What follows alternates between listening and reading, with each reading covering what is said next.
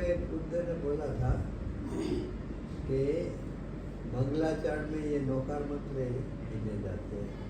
कोई लोग दूसरे शुरू करते हैं ना, तो मंगलाचरण में असल में पंच परमेश्वरी का मंगलाचरण से मंगलाचरण शुरू करना चाहिए। ऐसा एक प्रवचन हो जाएगा।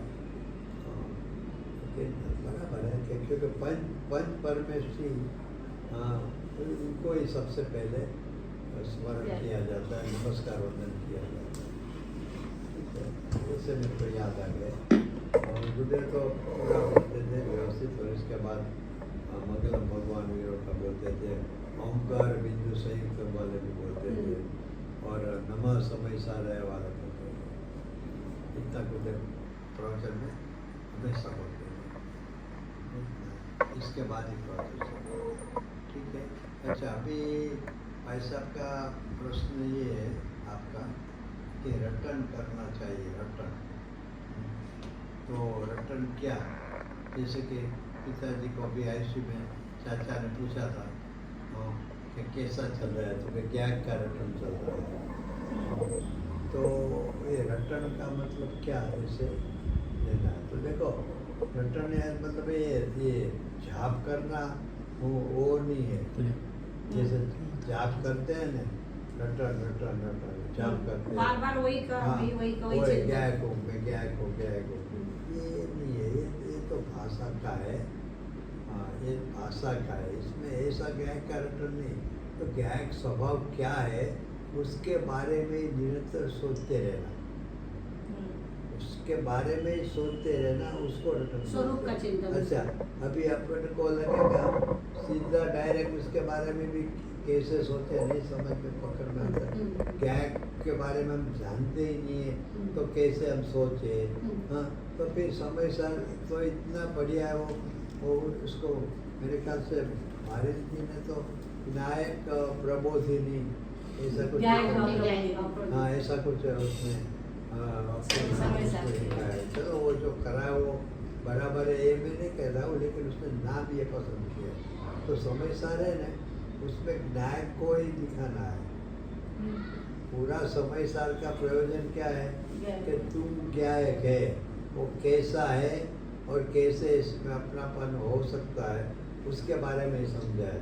तो इसका मतलब अपन जब नायक का रटन करो, नायक का रटन करता हो ऐसे चलता है ना, तो जिसको ज़्यादा अभ्यास हो और गायक के बारे में सोचे, वो जैसे 49 गाता है, मैं तो ये खास लेता हूँ कि भाई ये 50 क्या बोलते हैं 49 गाता है ना, वो कुंदाचार्य देव ने कहे 5 शास्त्रों में वही गाता रिपीट किए। हाँ, तो ये इतने बड़े महान आचार्य वो हर एक शास्त्र में हर एक गाथा अलग लिखते थे, किसी में भी रिपीटेशन नहीं होता था। तो ये गाथा खास वो 5 गाथा 5 शास्त्र में डाली, अपने 5 शास्त्र आध्यात्मिक ग्रंथ में। तो इसका मतलब कि वो क्यों ऐसा डाला, तो क्या वो गाथा क्या है कि परमार्थ स्वरूप जीव क्या है।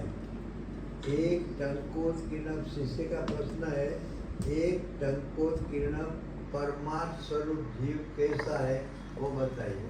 शिष्य क्या है प्रश्न है। तो एक टंकोत्कीर्णम परमार्थ स्वरूप जीव कहो या गायक कहो, वो एक ही बात हुई। तो वो विषय उसमें दिया है।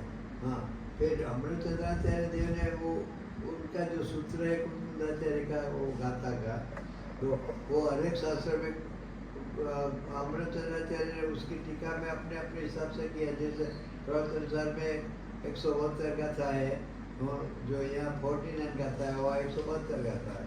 तो वहाँ क्या करा कि वहाँ 20 मूल से समझाया अलिग्रहण के में। यहाँ क्या करा कि अशब्द और अशब्द वर्ण शब्द लेके फिर ज़्यादा वजन अव्यक्त पे है। तो उन्होंने तो सब लिया, लेकिन गुरुदेव ने अव्यक्त पे ज़्यादा वजन लिया और वो अव्यक्त समझाया। तो ऐसे, तो इसका मतलब क्या है कि अपने को भी क्या करने का है ज्ञान के रटन में, कि ऐसी ऐसी जो विशेष गाथा है, हाँ, कि जैसे छठी गाथा, तो उसमें भी प्रश्न किया है कि प्रभु शुद्धात्मा कौन है जिसको जानना जरूरी है, वो मुझे बताओ। तो वहाँ भी लिया प्रमथ अप्रमथ रहित एक न्यायिक भाव। और फिर भाव और भी बिना पूछे आचार्य ने उत्तर दे दिया। तो शिष्य का प्रश्न तो इतना ही था, तो कौन है? तो कि अप्रमथ और प्रमथ रहित न्यायिक भाव, इतना ही प्रश्न का उत्तर था। फिर बिना प्रश्न के अमृताचार्य ने और भी समझा दिया कि वो ज्ञान को जानना कैसे। तो कि ज्ञाकर अवस्था में जो जानने में आ रहा है वो क्या जानने में आ रहा है? तो कि स्वरूप आचरण की अवस्था में, मतलब निर्विकल्प दशा में जैसा ज्ञान जानने में आ रहा है वैसा ही तुझे ज्ञाकर अवस्था में जानने में आ रहा है। तो ज्ञाकर अवस्था में अपन को लगता है ऐसा कि अब सामान्य सोच अपनी ऐसी होती है कि ज्ञाकर अवस्था पाता है तो ज्ञ की सन्मुखता कर लेते हैं। ज्ञाकर वो नहीं है। ज्ञाकर तो ये जो स्वपर प्रकाशकपना है ना, इसमें स्वप्रकाशकपना और पर प्रकाशकपना। तो स्वप्रकाशकपना में क्या होता है कि अपना ज्ञायक संबंधी जो ज्ञान होता है उसको ज्ञानाकार बोलते हैं। और पर प्रकाशक में क्या होता है कि पर संबंधी, पर नहीं, पर को जानने की बात नहीं है, पर संबंधी अपने में जो ज्ञानाकार बनते हैं तो ज्ञानाकार, लेकिन पर संबंधी बनते हैं तो पर को क्या बोलते हैं? ज्ञेय। तो ज्ञेय संबंधी जो ज्ञानाकार बनते हैं उसको यहाँ ज्ञेयाकार बोलते हैं। तो आचार्य देव ने बताया मुझे पर संबंधी अपनी ज्ञान की पहले, हाँ, उसको ज्ञेयाकार बोलते हैं। तो वो ज्ञेयाकार तो मतलब ज्ञेय को जानने से ज्ञायक जानने में नहीं आ रहा है। ज्ञेयाकार अवस्था में भी जानने में आ रहा है। तो ज्ञेयाकार अवस्था कौन सी है कि पर संबंधी जो उपयोग होता है ना वो निरंतर पर संबंधी है। तो पर संबंधी ज्ञेय संबंधी यहाँ आकार बने वो ज्ञेयाकार। वो ज्ञेयाकार अवस्था में भी ज्ञायक जानने में आता है। मतलब क्या कि वो ज्ञेयाकार अवस्था क्या है? मेरे ज्ञान की ही अवस्था है। तो मतलब ज्ञान निरंतर ज्ञान ही चल रहा है। स्वप्रकाशक कहो या पर प्रकाशक कहो, मेरे में तो निरंतर ज्ञान का ही परिणाम हो रहा है। वो ज्ञान स्वरूपी में हूँ। ऐसे ज्ञान उसको प्रतीति में आता है, अनुभव में आता है। वो कैसा आता है कि निर्विकल्प दशा में ज्ञानी को जैसा आता है वैसा भी तुझे आ रहा है, लेकिन तुम मानता नहीं। तो वो बात 70 गाथा में लगी कि आबाल गोपाल सर्वन को सदा काल जानने में आ ही रहा है। तो जानने में यानी वो प्रकट रूप ज्ञान की अवस्था में जानने में आ रहा है, ऐसा नहीं है। वो क्या है, झलक रहा है अपने ज्ञान में जैसे प्रतिबिंबित हो रहा है दर्पण में सामने जो भी किए वो झलक रहा है। ऐसे यहाँ ज्ञायक तो सदा मौजूद है ना। तो वो ज्ञायक अपने ज्ञान दर्पण में निरंतर झलक ही रहा है। इसलिए मुझे ये झलक ही रहा है। अभी देर क्या है कि मैं लक्ष्य कहा करता हूँ, मैं लक्ष्य पर की ओर राग की ओर कर लेता हूँ। जैसे ये मेरे को राग हुआ, ये राग हुआ, तो मैं राग को मैं अपनापन कर बैठता हूँ। इसलिए मुझे जानने में आते हुए सत्य भी जानने में नहीं आ रहा है। होना क्या चाहिए कि ज्ञान दर्पण में तो निरंतर मेरा ज्ञान झलक ही रहा है। देखो दर्पण इसको कहते हैं कि जिसमें पर जल के ऐसा नहीं। दर्पण इसको कहते हैं कि जो दर्पण की स्वच्छता, दर्पण की स्वच्छता इसको कहते हैं कि निरंतर दर्पण को प्रसिद्ध, दर्पण की प्रसिद्धि करता है। दर्पण की स्वच्छता अपने को दिखे और दर्पण नहीं दिखे, ऐसा दर्पण कभी हो ही नहीं सकता है। तो ये निरंतर तो क्या है कि ये जो ज्ञान परिणति यानी कि दर्पण की स्वच्छता, जो यहाँ अपने को स्वच्छता बोलते हैं, तो वो स्वच्छता दर्पण की प्रसिद्धि निरंतर कर रहा है।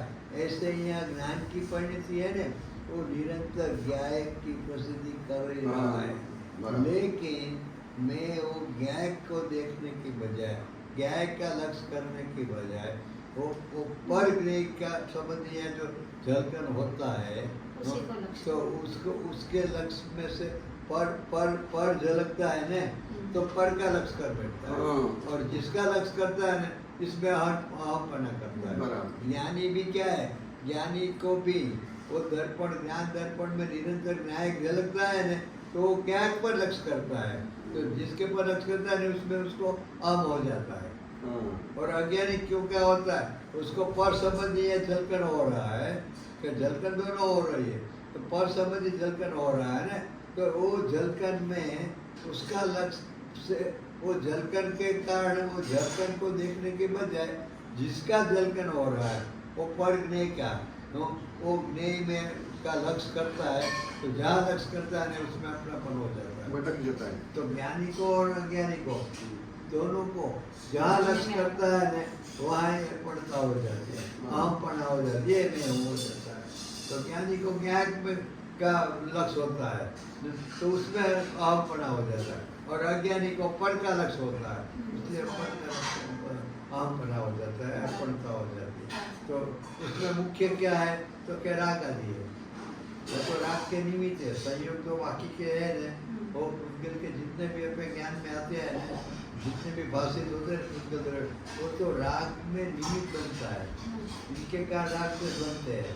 वो इष्टनिष्ठ वगैरह जो भी है इसमें श्रद्धा का भी रोल है, लेकिन ये ज्ञान की विशेषता से बात चल रही है आबाल गोपाल में, तो इसलिए ये इसी से समझा है कि वहाँ पर का लक्ष्य होता है राग आदि का, तो पर में वो अहम बना हो जाता है, तो अज्ञानी का। अच्छा, अभी दर्पण का स्वभाव क्या है अपन समझे कि दर्पण का स्वभाव ये है कि वो दर्पण को तो निरंतर प्रसिद्ध करता ही रहे, लेकिन उसके सन्मुख जितने भी पदार्थ है तो उसको भी प्रसिद्ध करते ही रहे, बराबर। अच्छा, और परमात्मा प्रकाश में तो ये एक गाथा है, इसमें दर्शन भी दिया है कि चांदनी रात को सरोवर शांत सरोवर हो, चांदनी रात को पूरी आकाश गंगा झलकती है। आप देखेंगे चंद्रमा को या देखेंगे शुक्र का तारे को या कुछ न कुछ जो भी देखेंगे, लेकिन वो तो आपने किसको देखा, पर संबंधी जो आकाश गंगा मतलब वहाँ पर में जो चंद्रमा है उस संबंधी यहाँ जो झलकन हो रही है और आपने उसको देखा तो उसमें ये रहा ऐसा आपको है, लेकिन असल में उस टाइम क्या है, उसके साथ वो दर्पण तो जल है ना, जल का दल भी प्रसिद्ध हो रहा है कि इसके बिना तो प्रतिबिंब नहीं बनता। तो वो जो प्रतिबिंब है ना उस टाइम क्या है कि वो जल का भी वो प्रसिद्धि हो रहा है, और जो देखता है अरे ये शांत जल है, सरोवर में शांत जल है, तो उसको वो पूरा का पूरा सरोवर जानने में आता है। ऐसे ही यहाँ है कि ज्ञान दर्पण में स्व और पर दोनों संबंधी झलकन हो रही है। अज्ञानी है उसको पर का लक्ष्य चला जाता है, इसलिए उसको लगता है ये पर दिख रहा है, और ज्ञानी को वो झलकन में क्या दिखता है, ज्ञायक स्वभाव, अरे ये ज्ञायक स्वभाव, तो उसको उसमें हम बना हो जाता है। तो ऐसा ये स्वप्न प्रकाश का है। तो वहाँ वो छठी कथा में जो बताया कि ज्ञाकार अवस्था में ज्ञायक जानने में आ रहा है, तो वो 17-18 कथा और दृढ़ता कराई कि भाई आबाल गोपाल है, सबको ज्ञानी हो अज्ञानी हो सबको ये तेरे आत्मा जानने में ही आ रहा है। मतलब तेरा प्रश्न था कि शुद्धात्मा कौन है, तो कौन है और कैसे जानने में आवे वो भी बता दिया। तो ऐसे ऐसे ये जो ज्ञान का रटन बोलते हैं ना, तो ये सब बातें निर्णय कर वो याद कर करके स्मरण में लेके रटन करना, मतलब क्या, उस विषय का स्मरण करना, ज्ञायक संबंधी का स्मरण करना कि मैं ज्ञाय कैसा हो, तो ज्ञाय कैसा हो, ज्ञाय हाँ ज्ञाय कैसा हो तो क्या क्या आप सोचेंगे। तो ज़्यादा से ज़्यादा वो जो 320 गाथा में लिया है ना पूरा लंबा, हाँ इतना है, मेरे को शब्द भूल गया मैं, 320 गाथा का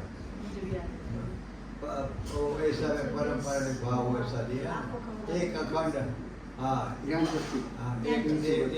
हाँ अखंड प्रत्यक्ष प्रतिभास में, अखंड प्रत्यक्ष प्रतिभास में, तो मतलब ऐसा तो ज़्यादा से ज़्यादा ज्ञान के बारे में आप ये सोचेंगे एक हो, अखंड हो, प्रत्यक्ष प्रतिभास में हो, लेकिन इसमें और क्या क्या आप सोचेंगे, रटन क्या करेंगे ज्ञान में, तो भाई ये सब ज्ञान का ही रटन है।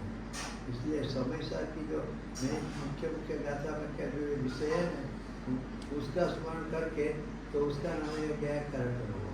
आप जो बोल रहे हैं जैसे फिर अपन बात चल रही थी 49 की गाथा की, तो उसमें भी ये है अशब्द और गंध वर्ण शब्द लिए, तो उसमें भी 5-6 अशब्द में 5 लिए है और बाकी और गंध वर्ण में 6 बोल लिए।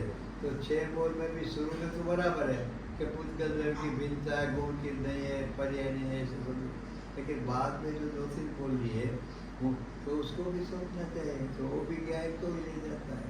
और बाकी रही बात गुरुदेव को भी जो प्रिय थी, सुबह 4 बजे जो गुरुदेव स्मरण करते थे तो उसमें अव्यक्त के बोल लेते थे गुरुदेव, तो अव्यक्त के बोल लेते थे तो क्यों लेते थे, तो उसमें कितना मन भरा है कि 6 द्रव्य स्वरूप लोक है न, वो व्यक्त है, प्रकट है, इसलिए मेरे से भी मैं अव्यक्त हूँ। ऐसे करके पूरा 6 द्रव्य स्वरूप लोक निकाल के मैं गया हूँ, तो 6 द्रव्य में क्या बाकी रहा, 6 द्रव्य स्वरूप लोक, इसमें सब आ गए, जिनेन्द्र देव भी आ गए और परमेश्वर भी आ गए, जो भी आ सबका सब देव गुरु शास्त्र सब आ गए, तो वो प्रकट है, व्यक्त है, मुझसे भिन्न है, मैं अव्यक्त हूँ। ऐसा वहाँ से हटके मैं एक नया को मैं आ गया।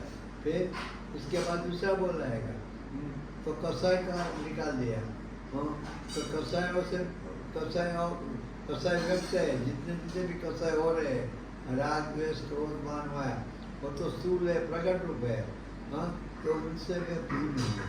तो ऐसा करके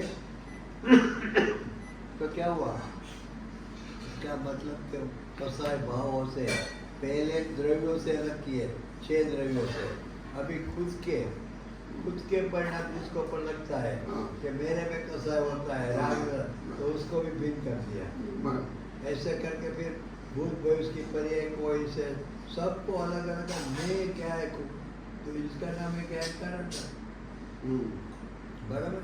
ऐसा तो इस हिसाब से अपने को रटन करना चाहिए। अच्छा, शुरू से ही देखे तो पहली गाथा में जिनवानी में आता है भावनाओं को नचाओ, वही है ना, वो सब भावना को नचाओ, मैं ऐसा हूँ, मैं ऐसा हूँ, मैं ऐसा हूँ, मतलब क्या, मेरे स्वरूप के मैं बारे में ऐसा ये हूँ, बोलना, मैं ऐसा हूँ, मतलब ये कि इसको ये जैसे पहले गाथा में लिया कि सिद्ध का स्वरूप का चिंतन करके मैं सिद्ध समान हूँ, तो ऐसा चिंतन करो, मैं सिद्ध समान हूँ। अच्छा, योग शास्त्र में कहते हैं कि मैं परमात्मा है, वैसा निसंदेह होकर चिंतन मनन करो। क्या, मैं वर्तमान में परिपूर्ण परमात्मा है, होने वाला हूँ, वो बात छोड़ो, तू ऐसा चिंतन कर, तू होने वाला है तो हो ही जाएगा। मैंने इसमें दिया है, एक आर्टिकल दिया है, हूँ और होना। हाँ, आगे का चैप्टर, हाँ, हूँ और होना, बस हूँ पर वचन होना चाहिए। और अपन ये परमा का चिंतामणि है ना, इसमें बोलकर लिखा है ना, इसमें उमेश चाचा ने लिखा है हूँ और हो रहा होना गुजरती में, लेकिन वहाँ भेद समझा है कि ये छू एनी ઉપર વચન, અને જે છુ એનો નિર્ણય કરે છે કે આ હું છું, એને એ થઈને રહે છે હોનાવાળા, અને જેને હોના હું પરમાત્મા મારે થવું છે, હું પરમાત્મા થઈશ, તો એને એના અર્થ કે એને પોતાને પામર માન્યો, એ પામર માન્યો છે ને એને છુ વાળી વાતે પહોંચતો જ નથી। હે, हिंदी बोलो। हिंदी हाँ हाँ हाँ, तो नहीं समझता क्या? वो तो परमात्मा के सामने कोई बात नहीं जाता है, और अपन भी वो आर्टिकल में लिखा है, हम बराबर। क्या हूँ और होना, बचा हूँ में विकल्प एकदम छूट जाते हैं, हाँ, बराबर, અને होने में बहुत विकल्प आते हैं। हाँ। इसमें एक दर्शन भी दिया क्या है करें, क्या करें? कि साथीनाथ भगवान के मंदिर में आना है, ये सब करना है, और मैं हूँ भगवान के सामने ही हूँ, तो उसमें सब विकल्प छूट जाते हैं, ऐसे करके दर्शन भी दिया है। तो हूँ और होना, तो मैं हूँ में एकदम निर्विकल्पता बढ़ती है, मतलब उस लोग में विकल्प एकदम शांत होते जाते हैं, और स्व की ओर आने का ज़्यादा अवकाश रहता है। और होने में तो विकल्प ही करना करना करना, होना है तो कुछ न कुछ करना ही पड़ेगा। तो ये होने में करना भरना, हूँ में था ये हाँ, होने तो हूँ ही है। रेडी से करने की बात ही नहीं। देव गाय की जो वैसे ने बहुत पसंद किया वो यही किया कि तू परमात्मा છો એમ નક્કી કર, तू परमात्मा છો એમ નક્કી કર. तो क्यों कर? कि तू परमात्मा हो, तू परमात्मा ही हो. बस परमात्मा होना है वो बात नहीं है, तू परमात्मा છો એમ નક્કી કર. तो ये सब है व्याकरण में. व्याकरण इस तरह. अच्छा, और इसमें एक बात और भी है कि जैसे पहली का दर्शन किया कि सिद्ध का स्वरूप का चिंतन करके वो सिद्ध समान अपने को मान के सिद्ध हो जाते, जो पहली गाथा में लिया.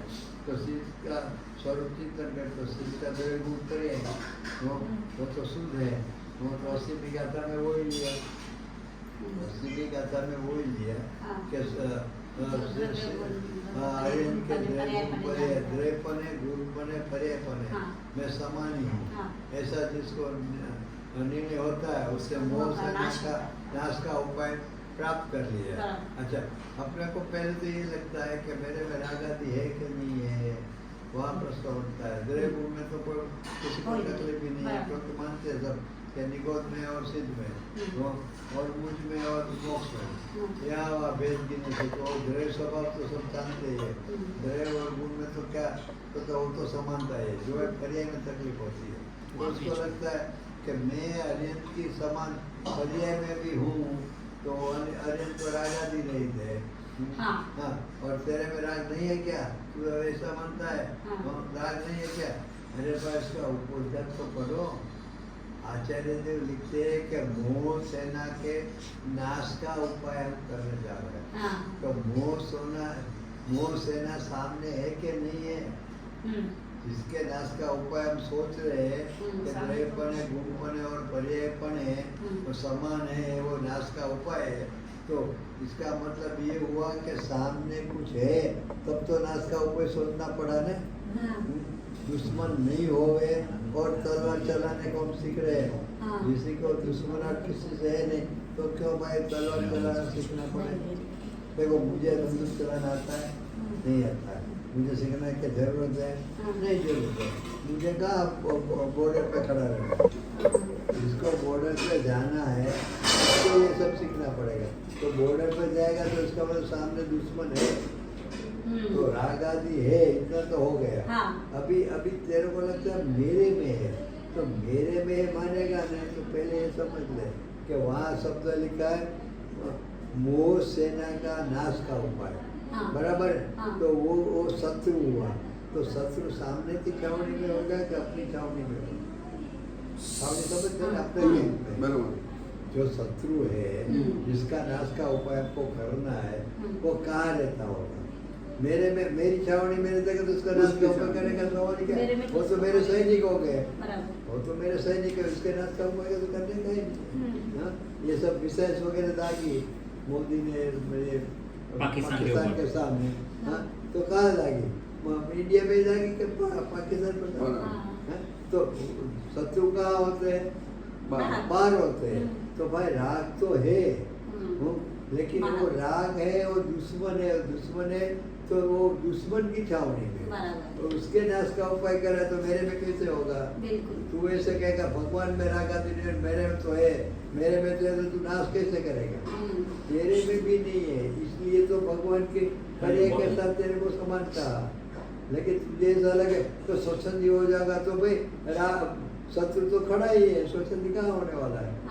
राग तो सामने की छावनी में खड़ा ही है दुश्मन के रूप में, तो उसके तो नाश का उपाय तेरे को बता रहे हैं. तो तू स्वच्छंदी नहीं होगा. जैसा भगवान में नहीं है ना ऐसा वर्तमान में तेरे में राग है ही नहीं.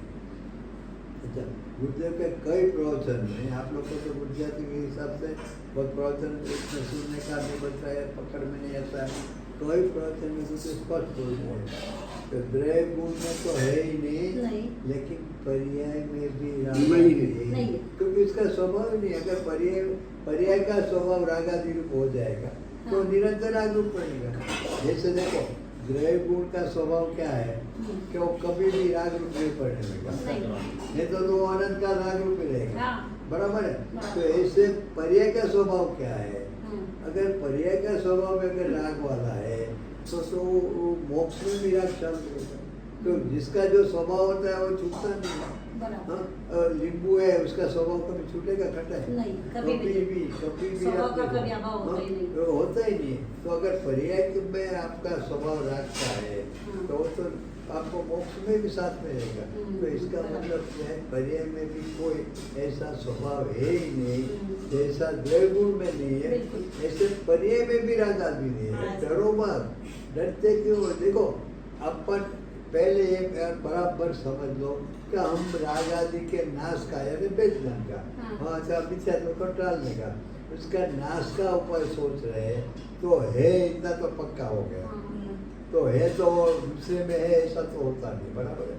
तो ये जड़ में होगा, इधर होगा, लेकिन मेरे में है ऐसा अगर करेंगे तो मैं उसका नाश नहीं कर सकता। मेरे से भिन्न है मानना वो पड़ेगा। सामने वाली शत्रु चावनी नहीं है, हाँ, तो जो कर्म के उदय होता है उसमें ही वो है, और उसको मेरे को नाश करना है। तो मेरे में नहीं है, तो मेरे में नहीं है और सिद्ध में अनंत में नहीं है, तो समानता हुई कि नहीं?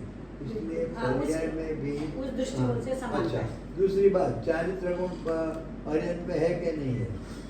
चारित्र गुण है कि नहीं? तो है, उसका परिणमन भी हो रहा है, बराबर है। हाँ। और यहाँ भी मेरे में भी चारित्र गुण है, उसका परिणाम में अगर रागादि परिणमन होता रहेगा तो वो चारित्र गुण में निरंतर रागादि निरंतर रागादि, बराबर। अरे चारित्र गुण वहाँ भी रागादि रूप नहीं पड़ता, तो मेरा चारित्र गुण भी रागादि रूप नहीं पड़ता।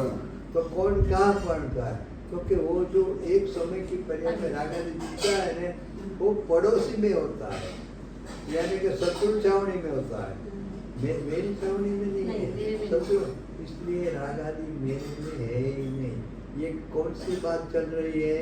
नाश के उपाय की है, उसका नाश करने की उपाय की है। तो चारित्र गुण की विपरीत पर्याय ही जीव की अज्ञान दशा में चारित्र गुण की फल के लक्ष्य से, फल के संग से जो राग आदि कसाय भाव उत्पन्न होते, आश्रय भाव होते, उससे भिन्नता करने की, उसका नाश करने की चर्चा चल रही है।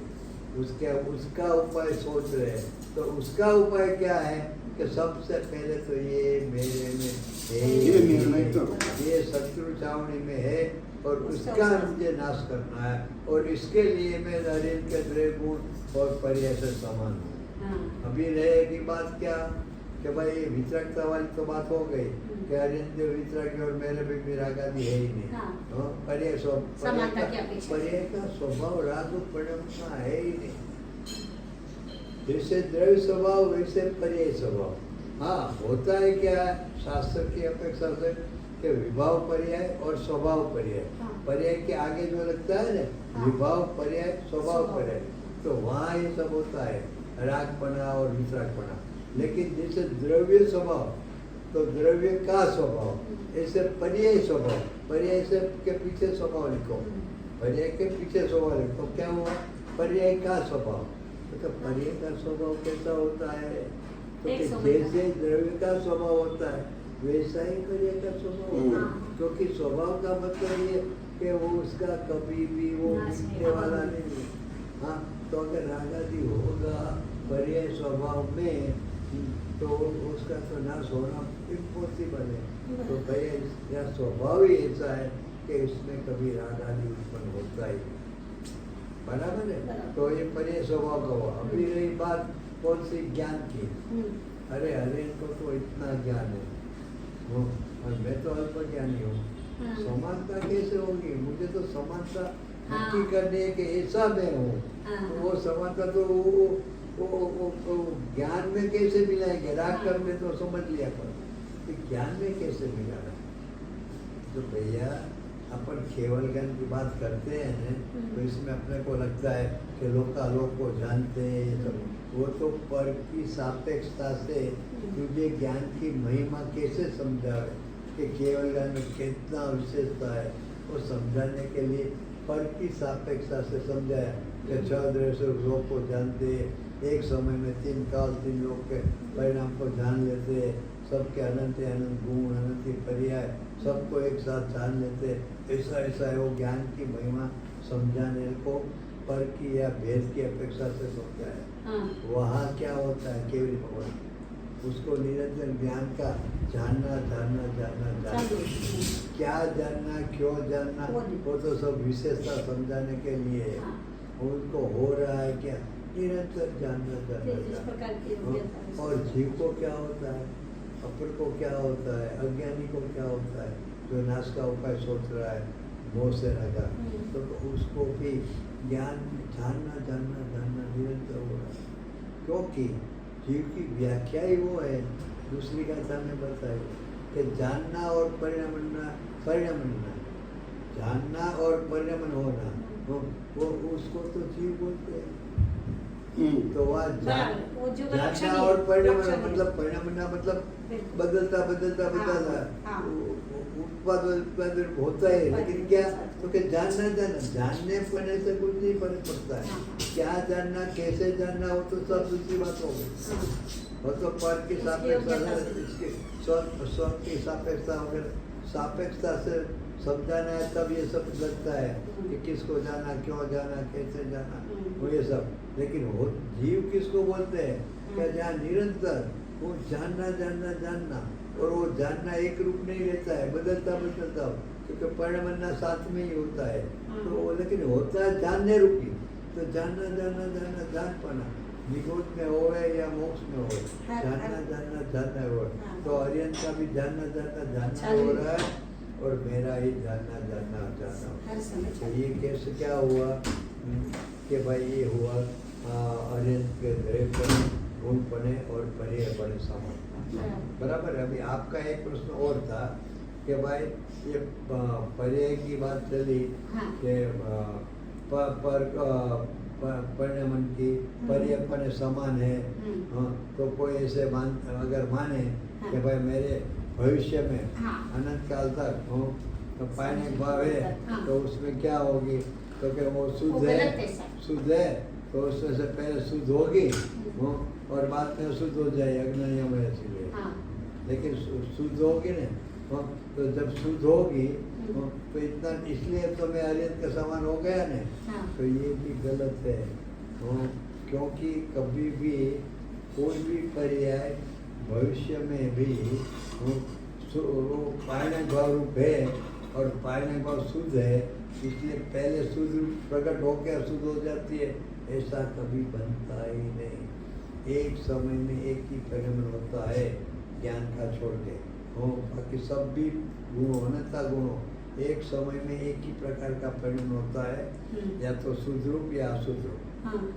तो ज्ञानी होते हैं तो उसको शुद्ध रूप होते हैं, तब तक अज्ञानी है तो अशुद्ध रूप होते हैं। तो इसका क्योंकि ऐसा नहीं है कि पानी भाव शुद्ध रूप है, वो इसलिए उसमें से जो पर्याय प्रकट होगी वो शुद्धि होगी, ऐसा नहीं है बिल्कुल। उसकी जो योग्यता होती है, पारणिक भाव में जो पर्याय रूप योग्यता है, भविष्य में होने वाली जो योग्यता है, उसी रूप उसका परिणाम होता है। जैसे कि मारीच का जीव पहले भील था, तो भील की अवस्था जब थी तब उसकी भविष्य की पर्याय क्या थी पानी भाव पे, तो क्या मारीच को ये उसका भूतकाल को अपन वर्तमान मानो और मारीच उसका भविष्य, बराबर। तो वो पानी भाव रूप में थी मारीच की पर्याय, जब वो भीलता तब वो भीलपन पर्याय जब प्रकट होती है तब कैसे होगी, तो क्या भाई इसकी योग्यता क्या थी, तो क्या पायने भील रूप होने की थी, तो वो पायने भाव में से भील रूप ही होगी। भील यानी वो पुरुष की बात नहीं कर रहे हो, अपने समझने के लिए। तो ये जो पायने भाव होता है ना, उसमें योग्यता रूप पर्याय होती है, भविष्य की पर्याय योग्यता रूप होती है। ऐसा नहीं कि वहाँ शुद्ध से पहले शुद्धि होवे और फिर अशुद्ध हो जावे, ऐसा होता ही नहीं है। कोई बड़े वक्ता भी इस बात में आ गए हैं, पर्यायगत योग्यता ही बोलते हैं उसको। हाँ, यानी वो पर्यायगत योग्यता, पर्याय रूप योग्यता पड़ी, वहाँ पर्याय नहीं होती है, लेकिन पर्याय होने की योग्यता उसमें पड़ी है। भारी जी का दर्शन मुझे याद आया, उसने लिया है कि बच्ची जन्मती है ना हिंदी लोगों में, तो वो बोलते हैं कि बाहर आता है। हाँ। हाँ। ये क्यों बाहर ऐसे आता है। बोला? हाँ। हाँ, क्योंकि वो बच्ची में माँ बनने की योग्यता पड़ी है। बराबर। है तो एक दिन की बच्ची, लेकिन इसमें माँ बनने की तो योग्यता। माँ वो तो पर्याय है। तो वो पर्याय ऐसी पर्याय होने की योग्यता जिस शरीर में उसको बच्ची बोलते हैं। बराबर है। तो इस यहाँ भी ऐसा है कि भविष्य में जो जो वो भील था, उसकी भविष्य की पर्याय क्या है? तो क्या मारीचुप होने की है। तो मारीचुप होने की योग्यता है तो सीधा मारीचुप ही बनता है। ऐसा नहीं होता है कि पहले शुद्ध हो के अशुद्ध जैसे बोलते हैं। नहीं तो इसमें क्या होगा, गड़बड़ मालूम है? क्या आपका श्रद्धा गुण है, तो श्रद्धा गुण की परे तो आप बोलेंगे क्या पायरा श्रद्धा गुण है, मतलब पायरा पर भी है। हाँ, तो उसकी पर्याय जब होगी तो पहले शुद्ध होगी और फिर अशुद्ध हो जाएगी। तो श्रद्धा गुण की पर्याय पहले शुद्ध होगी, तो इसका मतलब कि इतना टाइम आप समय दृष्टि हो गए। श्रद्धा एक समय पर पर्याय एक ही समय में आप समझो कि दो इतना प्रकार झड़प से के इतना दो कार्य होता ही नहीं है, लेकिन मान भी लो कि दो कार्य होते हैं। तो श्रद्धा गुण की पर्याय पहले शुद्ध हो क्या शुद्ध हो जी, बराबर है, क्योंकि पाने भाव में से हुई। तो वो पर्याय तो पहले आप समय दृष्टि हो गए और फिर भी दृष्टि हुए। तो हर समय हर पर्याय उत्पन्न होगी तो समय दृष्टि होके भी चले सर। और मेरे को तो अरे वाह, मैं इतना तो समय दृष्टि हुई ना। और सब एक एक समय कितनी पर्याय बनती है। तो इतना समय पहले में समय दृष्टि फिर भी दृष्टि, भैया ऐसा होता ही नहीं। उसकी योग्यता क्या है कि अभी वो मिथ्या दृष्टि है, तो उसकी पर्याय अशुद्धि परिणाम की है योग्यता है। पानी भाव रूप भाव हमेशा सुदरूपी है, लेकिन उसमें जो पर्यायगत योग्यता है, मतलब जिस प्रकार की पर्याय होने की योग्यता है वो उसी रूप उसका सीधा परिणाम होता है। तो जब तक मिथ्या दृष्टि है तब तक अशुद्ध रूपी इसलिए यह मैंने वो निषेध किया कि कोई ऐसा माने कि अपन पाने का तो शुद्ध है, तो इसकी पर्याय तो शुद्धि पहले होगी ना, इसलिए अपन अनंत के समान है। ऐसे नहीं है, ऐसे शुद्ध होती ही नहीं है। पाने भाव में से जब भी पर्याय प्रकट होती है तब उसकी जो योग्यता है जिस रूप होने की, मतलब सम्यक दृष्टि है या मिथ्या दृष्टि। मिथ्या दृष्टि है तो अशुद्ध रूपी परिणाम डायरेक्ट होगी, और सम्यक दृष्टि है तो उसकी पर्याय डायरेक्ट शुद्ध रूपी होगी। तो ऐसा नहीं होगा। तो इस हिसाब से आर्यन की समानता नहीं है, तो गलत है। हाँ वो तो गलत है। यहाँ तो पर्याय का ही निषेध किया है। आर्यन का द्रव्य गुण पर्याय में क्या है कि अल्पज्ञता का भी निषेध किया।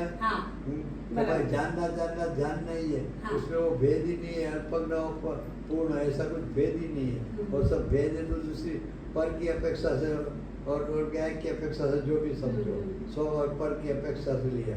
और जानना जानना जानना जीव मात्र का मूल स्वरूप है। तो उसमें तो जानना जानना जानना ही है सिर्फ।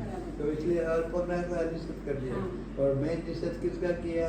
मोह सेना का नाश करना है ना, तो मोह को राग को नाश करना है। तो बोला कि वो तो सब नाश करना है, इसका मतलब वो शत्रु हो गया। और शत्रु सामने की सेना में होता है, मेरी छावनी में मेरी सेना में होता ही नहीं। इसलिए मेरी पर्याय में राग आदि है ही नहीं। और दूसरी बात कि पर्याय स्वभाव है, वो कभी राग रूप परिणाम ही नहीं, परिणाम की जरूरत नहीं और परिणाम का सामर्थ्य भी नहीं है। पर्याय में राग रूप परिणाम का सामर्थ्य भी नहीं होता। अगर उसका परिणाम का सामर्थ्य होता राग रूप, और वो राग रूप परिणाम हो जाए तो फिर अनंत काल तक उसको इसलिए पर्याय का स्वभाव, जैसे कि द्रव्य का स्वभाव है तो निरंतर राग रहित परिणाम होना, ऐसे पर्याय का स्वभाव भी निरंतर राग रहित पने है। तो इसलिए अनंत की समानता। इस तरह तीनों बात द्रव्य गुण और पर्याय पने से मैं वर्तमान में समान ही हूँ। तो वो पहली गाथा में बताया तू ऐसा चिंतन कर कि सिद्ध का स्वरूप चिंतन करके मैं सिद्ध समान ही हूँ, तू ऐसा जा, मतलब ऐसा ध्यान कर, निर्णय कर कि मैं सिद्ध समान ही हूँ। तो सिद्ध ऐसे है तो मैं भी ऐसा हूँ। तो वो बात 80वीं गाथा में बता दी, मैं ऐसा ही हूँ। इस पे कई लोग ऐसे भी बरतते हैं कि भाई भविष्य में हम होने वाले हैं और वर्तमान में तो अभी नहीं है, लेकिन भविष्य में होंगे, इसलिए आपसे समान होंगे। तो यहाँ तो वर्तमान में तीनों में समानता करेंगे तो मोक्ष होने में तो जीतेगा। नहीं, बराबर। भविष्य में होने वाली है तो जीतेगा कब? तो भी नहीं। हाँ, हारा हुआ बैठा और भविष्य में कैसे होने वाला? राग मेरे में ये रखेगा, पर्याय की समानता नहीं करेगा नहीं रहेगी। तो तुम मोह सेना को जीत ही नहीं हाँ, पाएगा। मोह सेना को तेरे को जीतना है तो पर्याय में भी मैं सिद्ध के हरियन के समान हूँ। वो जब तेरे को स्वीकार आएगा तभी तू मोह सेना को जीतेगा। इसलिए ये भी बात बराबर नहीं है। हाँ, ऐसे अपन ये तीनों बात इसको समानता का, और इसी का नाम है रटन, विनायक का रटन। बराबर। और इसलिए मैं बोलता हूँ कि समय सार का ही निरंतर चिंतन रटन। और ये आप हरी गीत बात आप हिंदी लोग सुन रहे, हिंदी में सुनो, बारिश दीवार वो रटन वो ही करने जैसा है। आखिर तक उसका नाम रटन है। ठीक है, चलो जय जय। जय